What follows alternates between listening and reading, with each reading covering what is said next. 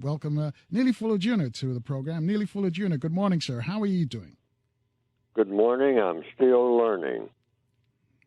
We love to hear that. We love to hear when you say you're still learning, because the more you know, the more you know that you don't know. But I got to ask you this question, because the last time it came on and somebody sent me this question, please, we didn't have a chance to get it to you, though. But the question was, it said, please ask Neely Fuller Jr., do we need the cooperation of whites to end the system of racism and white supremacy? Yes. We can't do it by ourselves. We're trying to negotiate with them. That's where all of the power on the planet is. Up to now, a lot of people are talking about, well, you have some people called Chinese, and they're beginning, but from everything that I hear, they're not there yet. So, and white people who don't believe in mistreating people are definitely not where the power is. So it means that just leaves one segment of people on planet Earth, according to the evidence, and that is white people who believe in mistreating people and mistreating people on the basis of color more than anything else, because white people fight among themselves. Always have, as far back as what I've read in history books and everything I've heard and everything I've observed. Death everywhere. I mean, death is always in season, not just fighting and arguing back and forth, but causing death. Death is glorified more than any type of activity among the people of the planet, and mostly because of people who believe in racism. They believe in causing death. They like the idea of being godly in the sense of having power, not in the sense of godly as in good, G-O-O-D, but in having enough power to preserve life or to take it away. And that's why every bookstore is full of what? More books about killing. People killing people. In the system of white supremacy, that's what you find more than anything. The libraries have more of that than anything. Whether you are talking about great literature, like in Shakespeare, all about causing death. The white supremacists are death lovers. And when it comes to the color in the skin of people who are called, who they name non-white, they say, well, let's run up the death rate among that segment of people. It's a whole lot of them here on planet Earth. So for entertainment, if nothing else, the only good Indian is a dead Indian. The only good black person, when we get ready to just have fun, just find some black people, and they are always easy to find because they're under our jurisdiction. Just run them down on the highways or wherever and kill them. That's fun. And what else have we got to do? It gets boring around here. I look out my window and I see one jogging through the neighborhood. Hey, Will, what do you think? Oh, that's one of those black people. You know, he's out there. He's in our neighborhood. We ain't got nothing to do. We're sitting here drinking beer and looking at TV. Go get the truck. Easy Rider raffle. Easy Rider rifle rack, they call it. pickup truck. Pickup truck, black person, white males. That's a recipe. Recipe for what? Death. Pickup truck, white males, rifle rack in the pickup truck, black person running through the neighborhood, our nice, pristine, quiet neighborhood, and here you got a black person running through there with his dreadlocks or whatever, thinking he's spoiling the scenery. We got a lot of green around here. Pretty soon there might be more of them coming in here spoiling the scenery because they tear up wherever they go. Go get that pickup truck. And we're going to run him down and we're going to kill him. That's the real world. And it's just that simple. It's not complicated at all. It's called the system of white supremacy, the most successful government on planet Earth here in 2023 that the world has ever known. And that's the name of it. Hold that thought right there, Neely Fuller Jr. We're going to take a short break and check the traffic and weather. When we come back, though, I want you to tell us, because you often said that we talk too much. We should spend time, we shouldn't spend so much time just having mindless conversations. Can you explain? I'll let you explain that after we take a look at the traffic and weather, because a lot of folks like to get together, but we say it's just a waste of time. We're wasting time. So what should we be doing instead of doing that? I'll let you explain that for our audience. 14 minutes after the top of the hour, folks. As I mentioned, we've got to check the traffic and weather in our different cities. We're back in 4 minutes, though. We're Neely Fuller Jr. right here in Baltimore on 1010 WOLB, also in the DMV on FM 95.9 and AM 1450 WOL, where information is power. With our guest, Neely Fuller Jr., you know his tome on racism, white supremacy. He says if you don't understand how that system works and all that it entails, then everything else that you think you understand only serves to confuse you. A lot of confused folks out there. And I'll admit, the first time I heard it, I did not get it. Second time I didn't get it, so I called Dr. Wilson and said, can you explain how the system of racism, white supremacy works? So he broke it down for me. So don't be bashful, if you got a question, you just pose your question, because it's a concept. Once you get it, it's so simple, you'll understand it. But Neely Fuller Jr., before we left for the traffic and weather update, the question I asked you, because you once said that we should not have these conversations with each other. We talk too much.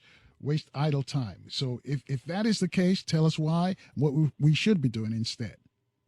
We should have conversations, but all of them should, and it's just two words to concentrate on when you get ready to have a conversation: constructive results.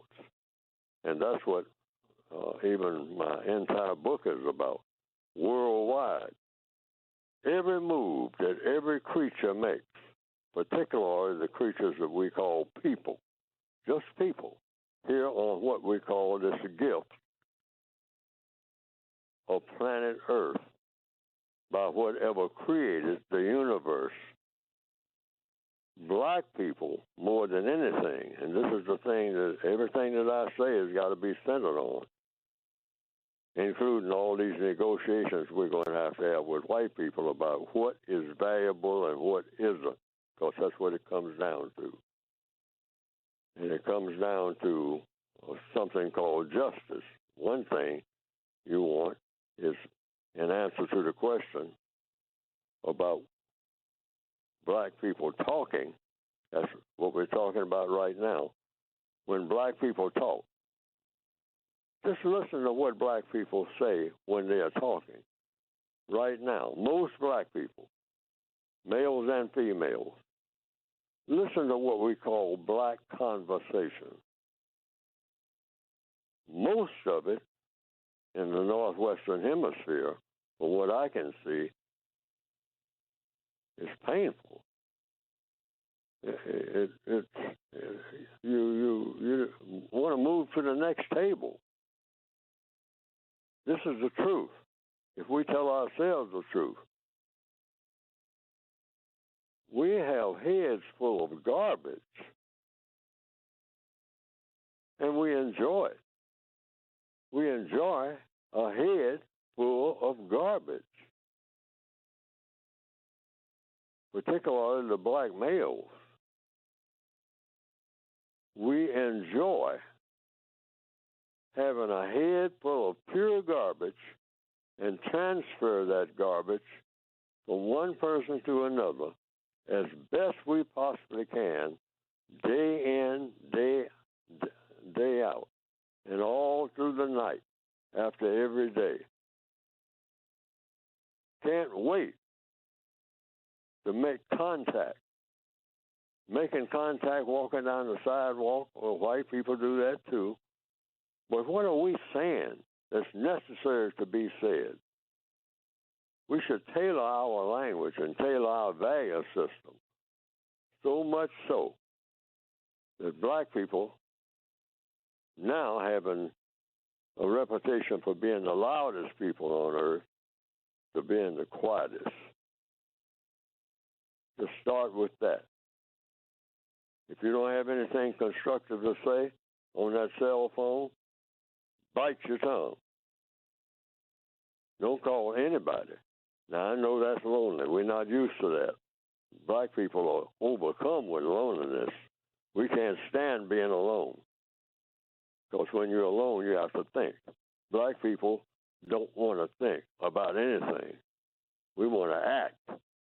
We want to be in motion at all times when we're awake.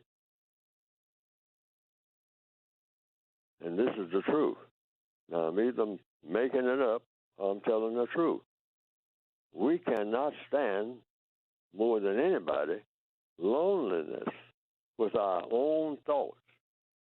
Just, we're by ourselves, but you're all not only just by yourself, you're always with your, for one thing, if you're not talking to people or paying attention to things around you, where is your connection with your Creator?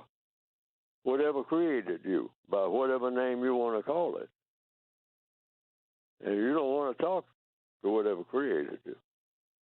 Black people find that painful. Why? Because we're doing so many things that don't make sense. That's the conclusion I came to. And we want to keep doing it. We have been trained by the white supremacists to love everything that doesn't make sense. Cursing people out, oh boy. Having something to curse about. Seeking something to be, mad about so that you can turn all that extra energy against some other black person. That's why the death rate among black people are so high. We claim that I got a beef with these people over there. Yeah, you got a beef with them because you make contact with them. Black people need to back off from each other. But we're always seeking to get together. And when black people get together, that's a recipe for disaster. We know it's coming. We know it's coming. We're going at each other. Even in church. Got to find something to fight about. Deacon don't know what he's talking about. This is us. Are we this way naturally? No, the white supremacists taught us to be combative. So the black male, more than anybody, is combative. I got to find somebody to argue with and fight with. Argue with and fight with about what? Something. Too quiet. And once we go down that road, we get exactly what we asked for. Sometimes we do things that we know we're subject to get pulled over. We know that. When I'm under the wheel of a car, I'm in a combat mode, but not to be combative. I'm in a defense mode. And I know when I see those blinking lights behind me, I'm helpless. I am helpless. I am helpless. This is what every black person should understand according to what I've written and what I've observed. You are 100% helpless. So you're supposed to, if you're being logical, act like you're helpless. You're not talking to someone that you can just say, well, I ain't got to pay no attention to you with your blinking lights. That don't mean nothing to me. Once you get that in your head, you're trapping yourself. You're walking right into a death trap. And we know this over and over. Well, why do we keep doing it? Because that's where we are. When I hear about it or see it on television, which is just about every day, I say, oh, well, ho hum. So in answer to that question, we shouldn't make contact with anybody, black or white, unless we have something that's absolutely constructive to say. And that's even when we get pulled over. All this MF and all this and get these cuffs off me and I got a right to you harassing me and all. None of that should ever come out of a black person's mouth in that type of circumstance. Getting pulled over by a law enforcement officer. That's not the time for preaching sermons and all that. That's the time for yes, sir, yes, ma'am, no, sir, no, ma'am, whatever you want me to do. If I have a beef with it, we'll settle this later when everything is nice and quiet, not out here on this highway. I'm not going to give you any problem at all out here at 3 o'clock in the morning on this lonely highway. Even if I got a gun in the car. You got anything in the car that might be of danger? Yes or no? You got a gun in there, say so. Because you just might wind up and he'll find it. Or she. But what's the main point that I'm making with this question being asked? Should black people do more talking or less talking or whatnot? Don't ever say anything to anybody that's not going to produce a constructive result. That's the code, what I call the code. We need a code for everything. For every move that we make, for every breath that we take, black people need a code more than any people on planet Earth. People who are designated as Afro-American or black or colored or Negro or the N-word. Worldwide, we need a code more than anybody, more than any other of the non-white people. White people have a code, particularly when it comes to black people.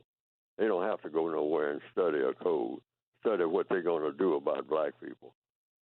I mean, they pick it up by the time they're 15 years old, they got it. By the time they're 25, they got it really solid. Up until then, they make mistakes, 15, 16, like that. But I would estimate roughly, by the time they're 30, the average white person knows exactly what to say to a black person. Because they know how we think. We're looking at them all the time, but we got no idea what's in their heads. None. Because we spend all our time studying each other, and there's nothing to learn. Nothing. Black people walking past 1,500 white people, which we do. But we can see a black person 6 blocks away, and our antenna goes up. We're passing thousands of white people. And you say, well, what is it to pay attention to? I mean, with white people, they're running the world. That's what to pay attention to, including all of your hopes and desires. They have the answer. the every hope you ever had or ever will have in this system of white supremacy, because that's the only government in the world. There's no other government. Just think And about hold that that. thought right there, Neely Fuller, Jim. We got to take a quick break and step aside so we get caught up on the latest news, traffic, and weather. When we come back, though, tell us, this so-called black on black crime. You mentioned that we go at each other arguing. Why are we so hostile to each other and not to the other folks, not to the oppressor? If you can explain that, I would really appreciate it. 26 minutes away from the top of the hour, folks. Call up with a couple of friends. Tell Neely Fuller Jr. is on the radio right here in Baltimore on 1010 WOLB. Also in the DMV on FM 95.9 and AM 1450 WOL, where information is power. It told us about racism, white supremacy, the system of racism, white supremacy, and how it works. Before we get back to that, let me just remind you that tomorrow is Friday, and we'll give you another chance to free your mind on our program, Open Phone Friday. Think for yourself and hit us up. We start promptly at 6 a.m. Eastern Time right here in Baltimore on 1010 WOLB. Also in the DMV on FM 95.9 and AM 1450 WOL. You got to listen very, very keenly to how Neely Fuller explains and uses logic to prove his points.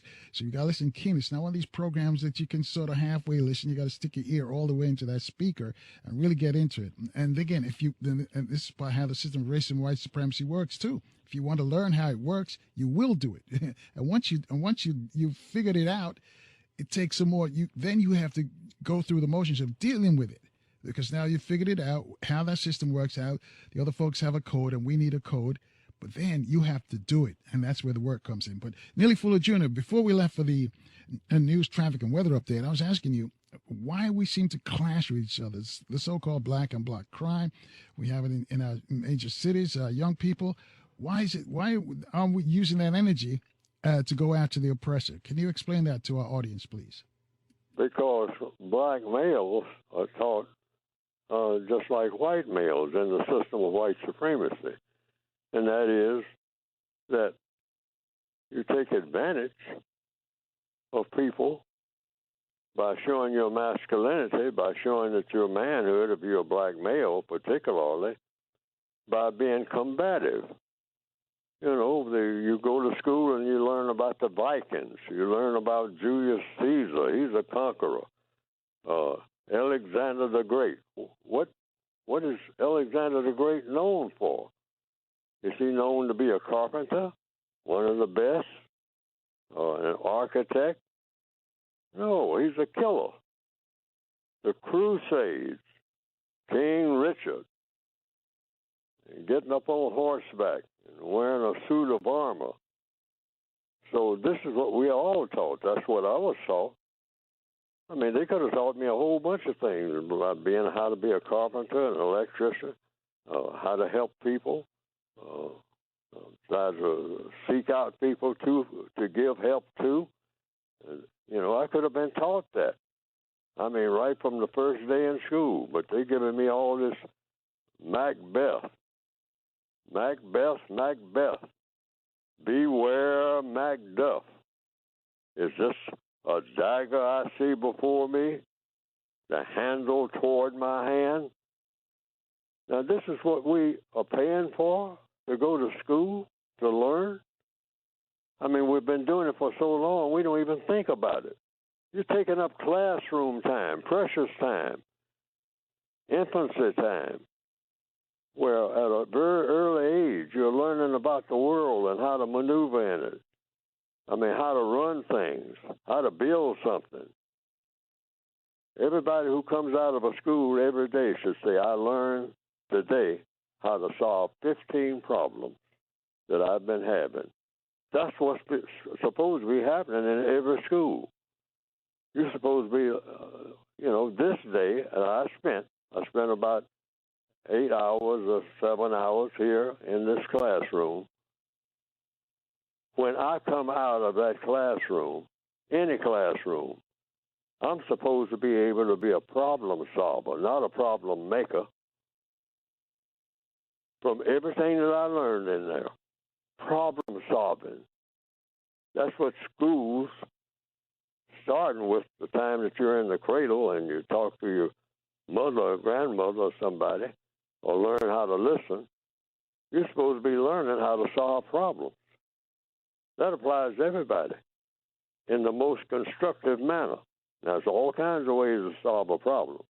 But black people have been taught, anytime any kind of problem comes up, find somebody to kill. And that somebody is going to be somebody who is nearby that you perceive as being weaker than you are. That's what black gangs are all about. When a black person makes a record about being a gangster, what is he really saying, or she? Oh, I'm getting ready to harm somebody. Okay, that's the whole purpose of being a gangster. All right, that's the only thing. If you ask, what do you get out of being a gangster? Oh, doing harm. Doing harm to whom? Somebody that looks like me. Now, it's just that simple. Find every way that I possibly can to do great harm to somebody that looks like me. That's the purpose of being a gangster? Yeah. And feeling good. That's what it's all about. It's like a drug. I'm going to join a gang. Or I'm being asked to join a gang. Or I'm being forced to join a gang. What is a gang? I've heard of such a thing called a work gang. Is that the kind of gang you want to join? Doing some work? Some constructive work? No, I'm talking about doing some harm. Oh, doing some harm. Yeah. I'm going to make a record about it, too. Try to get other people to think that way. And I'm going to get paid well. Oh. So in answer to the question, why do black people do that, what else have we know? Do we know anything of constructive value? The white supremacists have to come around and beat that into us. Yeah, when you're talking about a black person, you got to stand over them with a whip. If you want them to even think about doing anything that makes sense. Every white person is taught that, directly and indirectly. If you're going to be around black people, you better get you every type of weapon you can name and every type of whip that you can name and beat it into them. That's what you do with them. Because if you let them do any kind of thinking on their own, it's always going to be a holy mess. That's a result of black thought. Whatever it is, you let them think about on their own, it's going to wind up being messy if you just let them take their thoughts and then put them out there to act on what they're thinking about. But they are the ones who cause it. They teach us everything that we know. We don't know anything except what they teach us. We need to tell the truth about that. We don't know anything. We can't name anything that we know. There's no evidence of anything that we know. They say, well, they originally learned it from us. There are black professors that say that, and that might be true. But we're talking about 2023. And so in answer to the question, why do we act the way that we do? Because we've been carefully trained to do all the things that we do. And most everything that we do is something that's deliberately designed not to make sense to anybody that's got any sense. And we worship it. Black people worship doing something that doesn't make sense. That's when we laugh and jump and run in a circle and hallelujah more than anything and more than any time. Just watch us. That's all we have to do. You don't have to take Neely Fuller's word for it. Just watch and see what we do when we all get together. Listen to our conversation. Is everything that we say of constructive value? Because that's the way it's supposed to be. Everything that you say to anybody, black or white, male or female or whatever in between, is supposed to have a constructive effect. It's supposed to build something, not tear anything down that doesn't need tearing down. Because whatever you tear down, you're supposed to turn it into something constructive. If you tear down a house and you're going to replace it, you don't tear it down without replacing something that's much better than what that house was serving. That's the only reason for tearing down anything. If it's 9/11, you're going to take down some buildings. You're supposed to be ready to replace it with something else that's much better, including the lives that were taken. And that applies to anybody and everybody. Every organism. Neely Fuller's sitting here talking right now. Every word that I'm saying is supposed to have a constructive effect. Otherwise, I'm insulting my Creator. Because I'm not supposed to spend not 1 second doing anything that's non-constructive. I'm given that second. My next second, my next minute, my next hour ain't guaranteed. A bullet can come through the window right now, and I'm gone. I don't know how long I'm going to be here, but I do know that whatever created me says, look, Fuller, I gave you 5 seconds to breathe. You are supposed to be using that 5 seconds for something constructive. Now, every black person should have that cemented in their head right this minute. That's every black person on the planet, more than anybody. Oh, 5 seconds just passed, Neely Fuller. What did you do these last 5 seconds that's of productive value? Did you do anything that was worth more than what you were doing before the 5 seconds passed? Well, you better get on your JOB, because you just wasted 5 seconds of what was given to you, because you're not entitled to anything except what you've been given to do a job, and the job is supposed to be constructive. Now, stop and think if every black person thought that way, according to what I just said. And it's not me. I'm talking about the laws of the universe. That's all we have to do, is to say from now on, I'm not involved in nothing that doesn't show a constructive result. Just to let everybody know, you come from a family of 85 people. Every last one of you is supposed to be doing everything that's constructive every minute that you breathe. Getting that family photograph made. I mean, we're going to have a family reunion. Everybody's going to get a picture taken. You had that reunion. What was the reunion for? Well, just getting together, just not no getting together. You're supposed to be problem solving, all of you. Otherwise, don't call that family together until you get in a problem solving mode, and everybody coming to the family reunion should come there with a book that they have put together, a family book. Each and every member of a family, a black family, and I thought this one up some years ago when I was at a family reunion. Each and every member of that family that's going to come to that reunion, for instance, I'm giving this as an example, should come there with a notebook. You should come to that reunion with a notebook and sit around the table and say, Cousin Willie, you know the last family reunion we had, and you were talking about that problem you were having with your sister-in-law on the other side who never comes through the family reunion?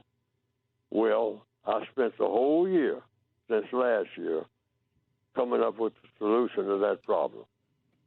And Right. since And they're hold that all right, solution right there, yeah, Neely Fuller Jr. right. I'll let you tell us about that solution after we take a quick look at the traffic and weather in our different cities. Folks, our guest is Neely Fuller Jr. You got a question, raise your hand by dialing us up at 800-450-7876. Your call's in 4 minutes on 1010 WOLB in Baltimore.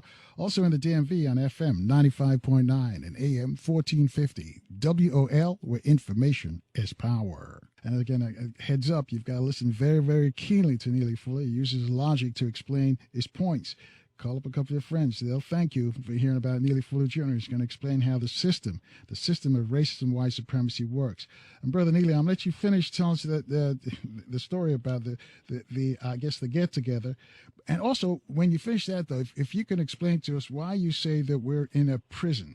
Is it a mental prison, a physical prison? Why you say we're still in a prison, us as black people, and why do we need a code to get us out? Well, a prison, what exactly is a prison? If we just sit down and thought about what makes a prison, this thing called a prison, what actually is a prison? It limits. A prison is designed to do what? That should be the first question. It might take you 10 days of just sitting still and thinking about what a prison is designed to do. First of all, what is a prison? And then, what is the prison designed to do? Why do we have prisons? They are designed, if you think about it and observe it, to limit thought, speech, and action. You might have to think about that for about 10 days. A prison is designed to limit thought, speech, and action. That's the conclusion I came to after thinking about it, because I try to do a whole bunch of thinking, because I'm not an excellent thinker. So I have to really work at thinking. Okay, so you're going to limit thought, speech, and action. Well, why are you limiting the thought, speech, and action of anything or any creature or any person? Because you think that the person is, the more limited they are in their thinking, in their speech, in their action, the easier they are to control. Well, then it comes to another question. Why do you try to control people? Well, one person tries to control another person for whatever reason they give when you ask, why are you controlling this person? Why do you think you need to control this person? You are a person. Why do you think, rather than have the person control you, you should control this person? And then you might have to think about that for about 50 days. Why do you feel a need or think that you have a need? And say, well, this person that I'm putting under my control will do great damage because this person is not as thoughtful productively as I am. Oh, that's what it comes to.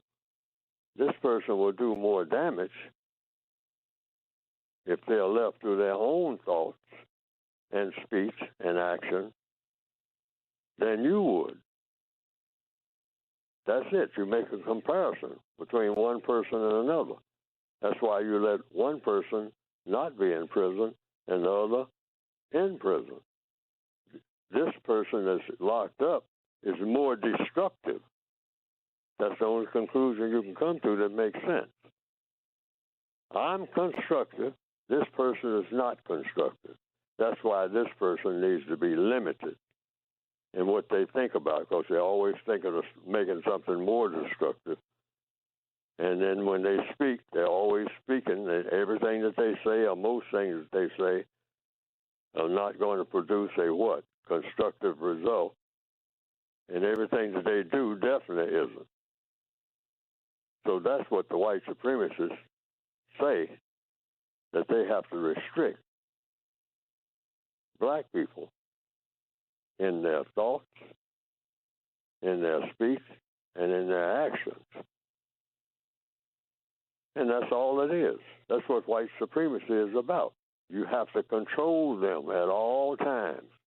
Don't let them think on their own, because they're going to think about something that's not going to fit into a plan. What plan? The plan that I have. Don't let them speak. Don't let them act. Don't let them go into a school and start talking about some kind of stuff about being woke and CRT. That's from a white supremacist perspective. It depends on who's doing the talking about prison. We're talking about prison here. See, so the first thing you can do, if you really want to be really efficient at having a prison system, you start with the mind. Once you get a person's mind in all of the 9 areas of activity, economics, your mind is stronger than theirs when it comes to economics, more knowledgeable. You know more about how to manage time and energy, which is what basic economics is, not just about money. And then you move to of the 9 areas of activity, the second, education. Get control of their minds when it comes to education. Even if they say they have, for instance, in the system of racism, black schools. Make sure that those black teachers in those black schools are teaching what we want taught. And nothing else but that. That's economics, education, entertainment, labor, law, politics, religion, sex, and war. Get control of a person's mind right from the crib. Starting there. Because if you start waiting too late, like even 5 or 10 years old, they may have come up with something on their own. You can't do that if you're building a prison. You can't let people come up with anything on their own. You got to always have them in lockstep with what you want them to think. That's how you control all situations. That's how you imprison people. So the white supremacist says we got to imprison the minds of every black person on this planet. One way or another. We'll go among them and teach them what we want them to think. And then you can leave, but you got them now. When it comes to sex and what is sex and what's the best arrangement of sex, we will teach them this. Don't let them come up with nothing on their own. It may have constructive value. Teach them everything, particularly in 2023. That's what's happening now. For example, in the area of sex, they have singled that out. So you cannot let black people figure out on their own or talk to their creator or anything about what to do and not to do when it comes to sex. We white supremacists have a whole agenda, and we want them to be right in the center of it. Now, being expert con artists, I'm just giving this as an example of imprisonment. You can't convince somebody, if you're really an expert con artist, to do something unless you're doing some of it yourself. People are not that stupid, even black people, who are considered to be the most stupid people ever invented. But if you try to get a black person to do something, at some point, no matter how dumb that black person might be, if they noticing that you're not ever doing it, they're not going to do it. It take them a long while, probably, because black people usually jump right into anything with both feet without looking, because we're trained that way. But we're talking about prisons now. That's why we fill up the prisons, because we're not thinking. The white supremacists got us thinking in such a way that we're going to prison. They already know that. That's why they build them before we come. So, since we're talking about prisons, I'm just throwing out these thoughts. In the area of sex, right now in 2023, they say the best way to handle people is to confuse them. So in the area of sex, we got to confuse black people to the max.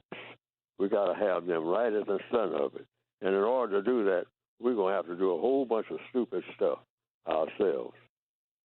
Come up with every stupid idea that you can possibly come up with that has to do with sex. But we'll even do it in such a way that it won't even be about sex. It'll be about pride. Black people are always talking about being proud to be black and being black pride and all like that.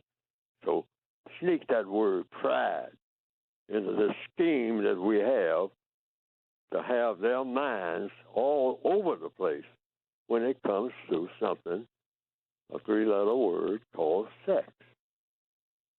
And we'll emphasize that more than anything else. Economics, out the window. Education, out the window. Concentrate on your sexuality. You black people don't have the correct sexuality. Get that through your dumb black skulls. You don't have it. We will give it to you. In fact, we got a whole assortment laid out. We got a whole alphabet laid out. We haven't got to Z yet, but that's coming. And we're walking right into it, giggling, prancing, parading. Why? Because they have our minds in all the other areas of activity well locked down. But they found out from trial and error, when you lock a person's sexuality down, put it in that prison, it's real easy to steer them in any kind of religion that you want, any kind of warfare. Have black ladies hugging each other and marching off to war. And they're not going AWL because they got their partner right with them. See, that's what's coming next. A whole lot of black females who have been masculinized to become soldiers. And therefore, you'll save your blonde-haired, blue-eyed white male for other things like coming up with artificial intelligence, working at a desk, not somewhere off getting his legs blown off on some battlefield when you can have a black female be your best soldiers. Right. And hold that thought right there, Neely Fuller Jr. We'll pick it up on the other side. We're going to take another quick look at the traffic and weather for our communities this morning. 15 minutes after the top of the hour. I'll be back in 4 minutes with Neely Fuller right here on 1010 WOLB in Baltimore. Also in the DMV on FM 95.9 and AM 1450. WOL, where information is power. Class is in session. Neely Fuller is our teacher. Got a question? You can raise your hand by dialing us up at 800-450-7876. We're learning how the system of racism, white supremacy works. And as Neely tells us, if you don't understand how the system works and all that it entails, then every single thing that you think you understand will only serve to confuse you. Brother Neely, I'll let you continue what you were teaching us, and then if you can explain to us why we need a code for us to combat the system of racism, white supremacy.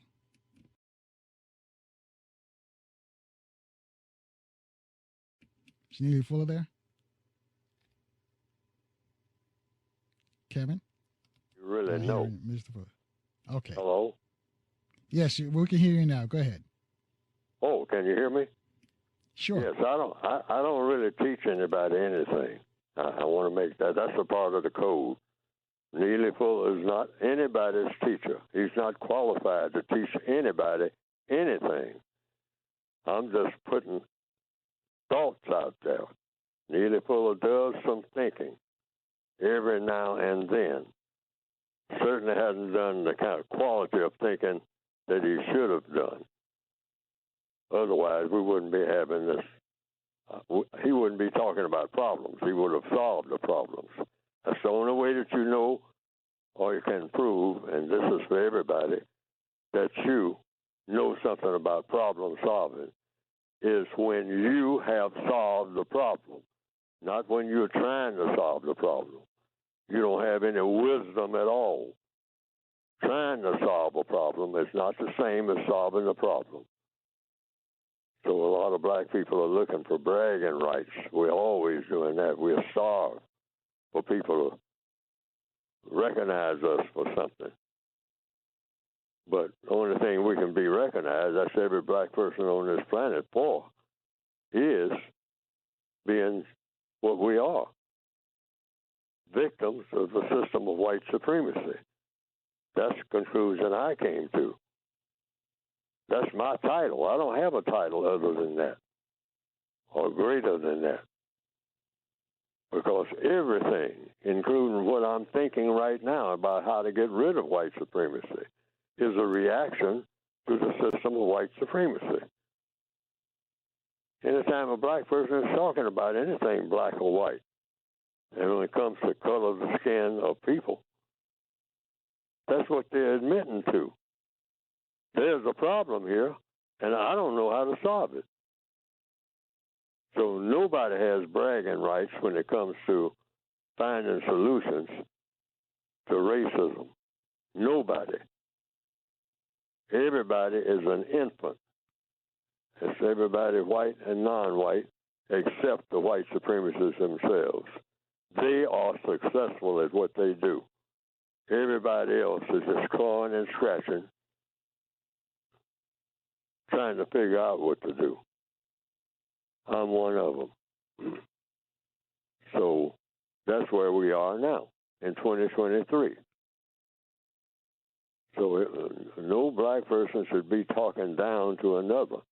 And no black person should think that they are qualified to teach another black person anything about racism. You can just talk about what you think.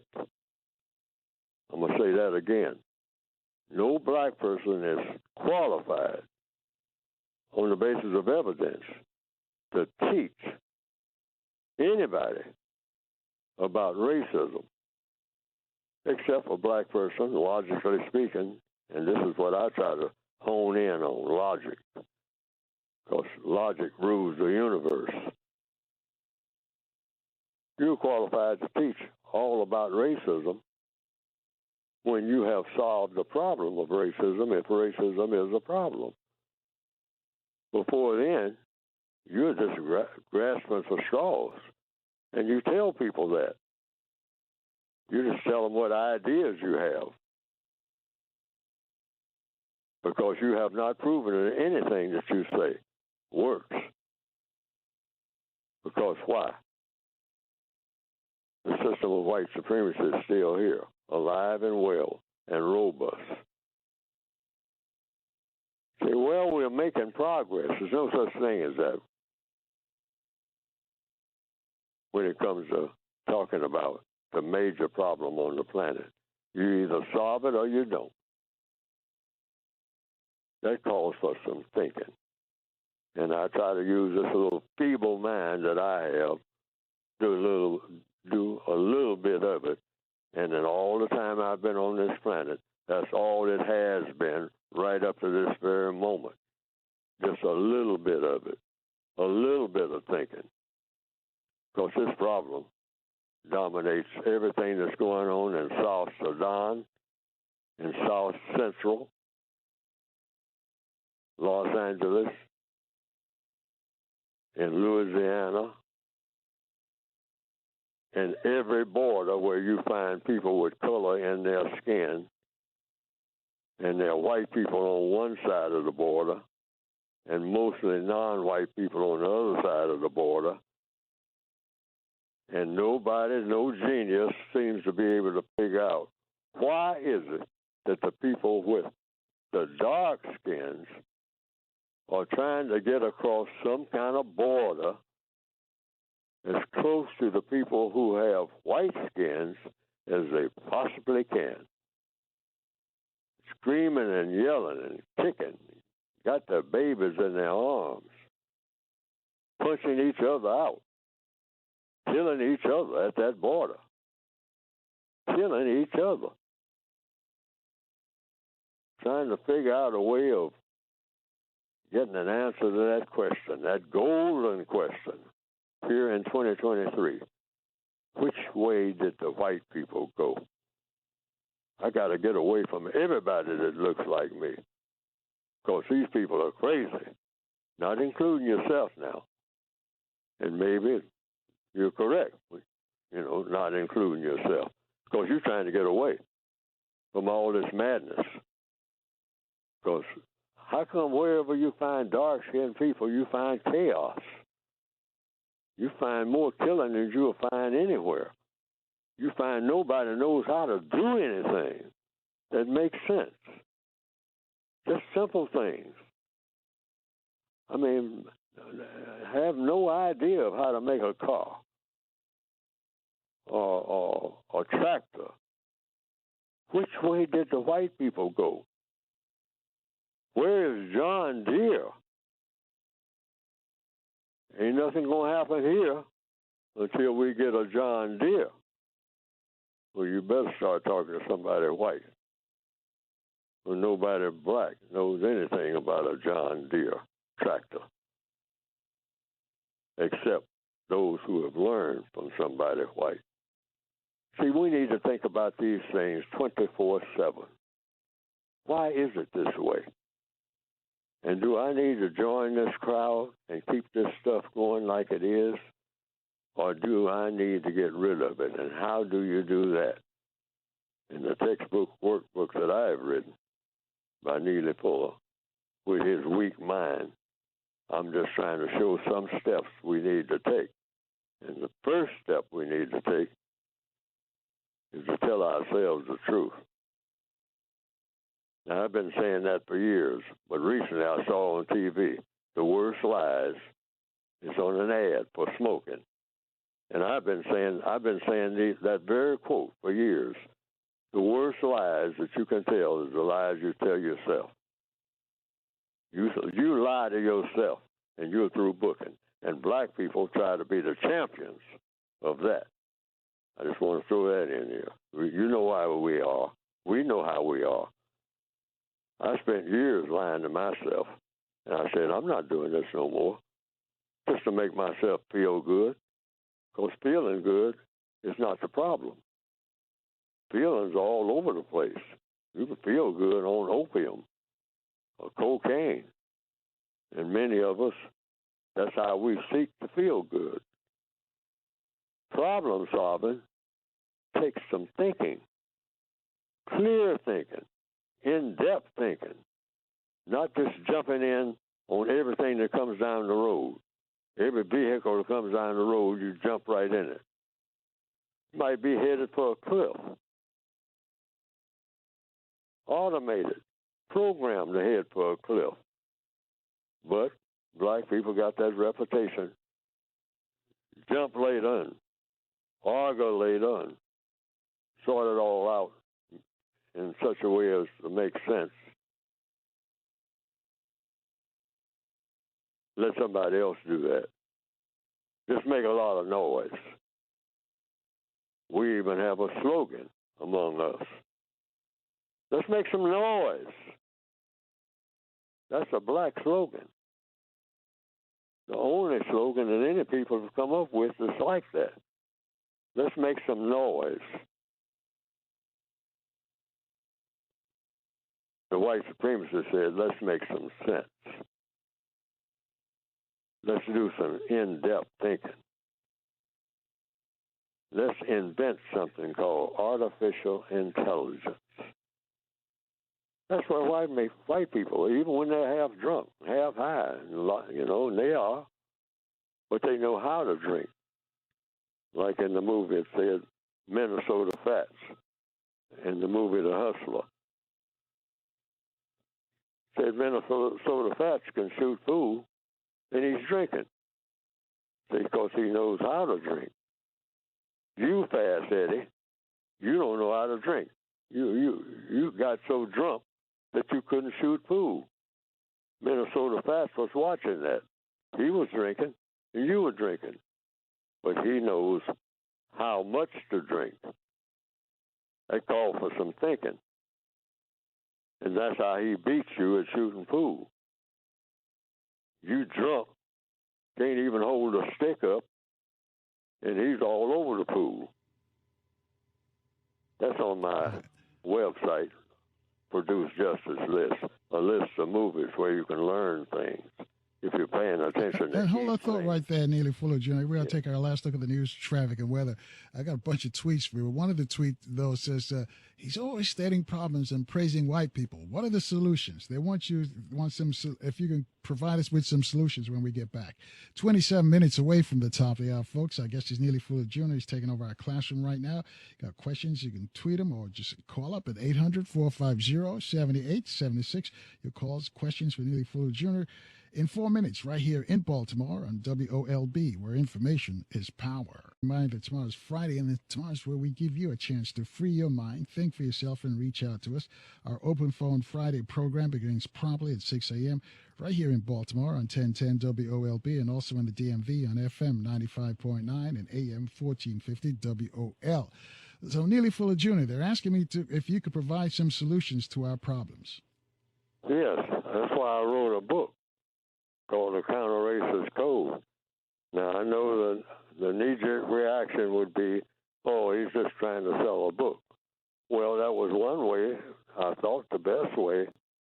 I tried to think of a better way to get these suggestions out for solving the problem. And I wrote a book called The Counter-Racist Code.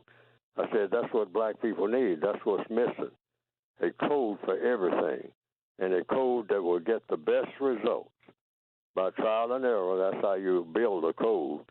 You find out what works best, and you stick with it. Now, since the caller said, what's the solutions? They're in that book, but I've been giving them on this program, taking up right at 2 hours it's going to be, and I've been giving them all the time. One of the things you have to understand the system of white supremacy. I've been saying that consistently. How they work. And people say that's praise. No, that's not praise. I'm telling the truth. And anytime I say anything that's not true, somebody call in and alert everybody right away that that's not true. That the white supremacists, if I say the white supremacists are the most powerful people on this planet, the white people who believe in white supremacy are the most powerful people on planet Earth in 2023, am I telling the truth? See, first thing you need when you're going to solve any kind of problem, solutions, that's what we're talking about, and I'm all about solutions. Not about nothing else. I hope. It's all about problem solving. And the biggest problem solvers and the biggest problem makers on planet Earth in 2023 are those white people who believe in and who practice the system of white supremacy. So when I talk about them, I'm not praising, I'm telling the truth about them. Or I'm saying something that's not true. And if I'm saying anything, that's one thing that's not true on this program, I should be barred from being on any program ever. Unless I step forward and say I made a huge mistake. Right. And hold that thought right there, Mr. Fuller, because we got a bunch of folks that all of a sudden got questions for you right now. Let me start with line 4. Rihanna's calling from Michigan. Rihanna, your question or your comment for Neely Fuller Jr.? Good morning, Carl. Good morning, Mr. Fuller. Yes, sir. Earlier in the broadcast this morning, you were going to give an example of related to family reunions, something about the mechanisms for solving a problem at a quote unquote family reunion. I know in the word guide you call the family reunion kin contact or kin assembly or compensatory kin visits. I was waiting to hear that example, but you didn't get a chance to give it. But when it comes to family reunions as problem-solving meetings, what's the mechanism and process for that, sir? That's my question. You just said it. Every so-called family reunion should be a problem-solving meeting. In fact, not just what you call quote-unquote family reunion. Anytime black people say anything to each other, it should be about problem-solving. If you're not in a problem-solving mood or mode and have some ideas about solving a problem, we shouldn't even be talking to each other. I know I don't talk to people unless it's about producing a constructive result. Constructive results is about problem solving, and that includes kinfolk. If you talk to any of my kinfolk, they'll tell you that. I just don't believe in random talk. Why? Because I've trained myself not to, and that's what we need. We need a code that rigidly says, if a black person opens his or her mouth, you're going to hear something about problem solving. I mean, in the most constructive manner. Otherwise, you're not going to hear anything come out of that black person's mouth at all. It might be small problems.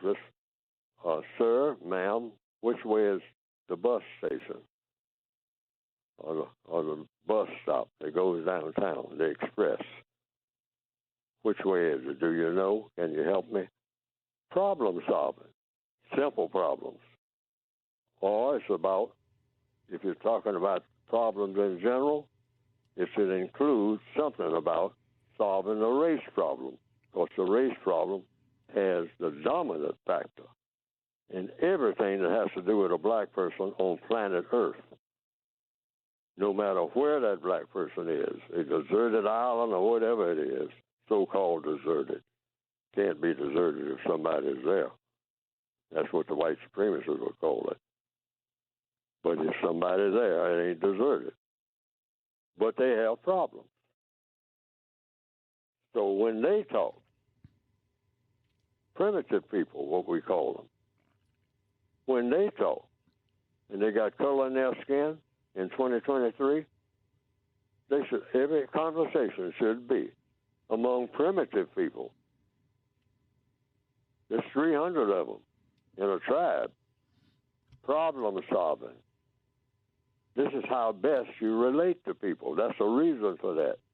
You relate to people better when you're problem solving than when you're just sitting around just making casual conversation. That leads to things that have to do with arguments, and arguments scientifically lead to combat. You don't want to be combative. You're trying to get away from combat and head toward problem solving. So in answer to this question about family reunions, any kind of people, black people, of course, we always talk about getting together. Black people got that term, we invented that term, it seems like, getting together. What black people need to do is get together. Get together and do what? We got Juneteenth coming up. I'm talking about problem solving now. I wouldn't go to a Juneteenth celebration because the code says a black person is not qualified to celebrate anything, ever, until white supremacy no longer exists. That's celebration time. You don't celebrate nothing between now and then. According to what? Neely Fuller? No, according to logic. According to getting the things done. That should be a part of and it is a part of my code. I don't go to celebrations. And I try to tell people, because people say, Fuller ain't offering no solutions. I'm putting it right there. Stop celebrating. I've been saying that for years. And black people will celebrate the celebration, celebrate the stop celebration. We just in this celebratory thing, and the white supremacists love it. Now, Right. You educate. Hold on, throw right there, Neely. I'll see if I get another Yes. question in for you. Charles is on line 3 at 11 away from the top there. He's calling from Baltimore. Charles, can you make a question quick for Neely? Yes. How you doing, Mr. Fuller? I'm still learning. Great. Now, my question is about truth and about facts, because truth to me is subjective. So, to you, what is the difference between truth and facts? All right. Truth. Give me a chance to respond. Thanks, Charles. In the word guide that I have out that you can get to by going to producejustice.com, truth is just 3 words: that which is. That's the compensatory definition for truth. That which is. Okay, that calls for a question. That which is what? Is whatever it is. Black people didn't even have a slang for that. Now, I didn't invent it. Tell it like it is. Truth is that which is. Is what? Is whatever it is. Find out what the essence of anything. A molecule. Something called bacteria. What is bacteria? It definitely has a definition. You ask somebody who invented the definition. He invented the word bacteria for the first. If you really want to know the truth, find out the truth about everything. That's what you need in order to do what? Solve any problem. These are laws of the universe. Truth is that which is. Truth plus justice plus correctness equals peace. Put those 3, that's the equation. According to what? Logic. You've got to have the truth about anything, even when it hurts. People say, well, I don't want to know the truth, that hurts. Well, hey, a toothache hurts.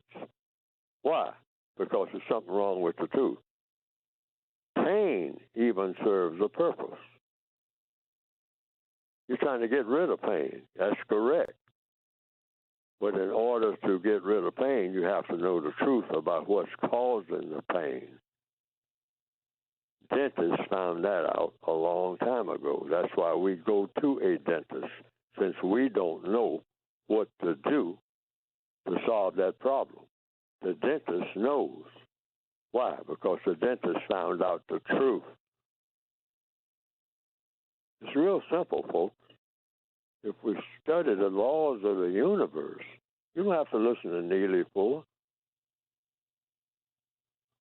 I try to study as close as I can the laws of the universe, because universal laws, meaning that's a code. That's the best code you can possibly get. Right. Anyway, Fuller, we got about 2 minutes left. Can you share with the audience? I know you say you don't necessarily want them to buy the book, but I think they'll gain a lot of information from the book. How can they get the book and the title of the book? Well, it's 3 titles, but the basic title is even in the smallest print. Textbook workbook for thought, speech, and/or action for victims of white supremacy. It's supposed to help you, if you're a person of color, to defeat as an individual on a daily basis the things that you do and say. The book is supposed to be designed. Now, it's a sloppily written book. I have to admit that. To me, my writing is sloppy. It could have been a whole lot better, but I had to rush to get something out because my time is limited. I started too late. I admit that, trying to solve this problem. It's a book that's supposed to be designed to help the individual black person on a daily basis solve his or her problems, solve your problems first, and then solve the problems of the entire world where this race is concerned. And we got like 30 seconds, so tell us how we can get copies. You can get the book by going to producejustice.com. That's the website. And there's other information there, too, including my podcast. Producejustice.com. producejustice.com. Producejustice.com. That's it. Thank you, Neely Fuller Jr. Thank you for sharing all this information with us, and we're still learning as well. That's Neely Fuller Jr., folks. We got to get out of here. We're running late. Stay strong, stay positive. Please stay healthy. We'll see you tomorrow morning, 6 o'clock, right here in Baltimore on 1010 WOLB. Also in the DMV on FM 95.9 and AM 1450 WOL, where information is power.